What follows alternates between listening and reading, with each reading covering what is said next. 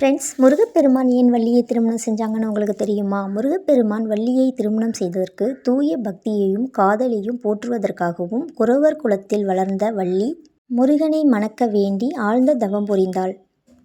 அவள் மீது கொண்ட அன்பால் முருகப்பெருமான் குறவர் வேடமிட்டு தன் அண்ணன் விநாயகரின் உதவியுடன் தினைப்புனம் காத்து வந்த வள்ளியை குறவர்களின் முறைப்படி திருமணம் செய்து கொண்டார். 1. இது தூய அன்பிற்கு கடவுள் கட்டுப்படுவார் என்பதை உணர்த்துகிறது. 2. வள்ளி திருமணத்தின் முக்கிய காரணங்கள்.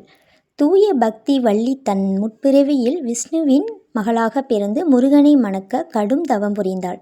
3. குறவர்களின் மங்கையான வள்ளியை அடைய முருகன் முதியவர் விருதா வடிவம் எடுத்து அவர்களின் அன்பை பரிசோதித்து அவர்களின் நிபந்தனைகளை ஏற்று மணம் புரிந்தார். 4. விநாயகப் பெருமான் யானை வடிவில் வந்து வள்ளியை பயமுறுத்த பயந்து போன வள்ளி முருகப்பெருமானை சரணடைந்தார். 5. வள்ளி முருகனின் இச்சாசக்தி விருப்ப சக்தியாக கருதப்படுகிறார். தேவ யானை கிரிய சக்தியாக கருதப்படுகிறார். இந்த இரு சக்திகளையும் இணைப்பதற்காகவே இருவரையும் மணந்தார் முருகப்பெருமான்.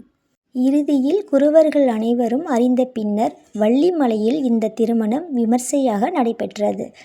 இன்னும் இது மாதிரி ஆன்மீக தகவலை அறிய நம் சேனலை சப்ஸ்கிரைப் செய்வோம். நன்றி.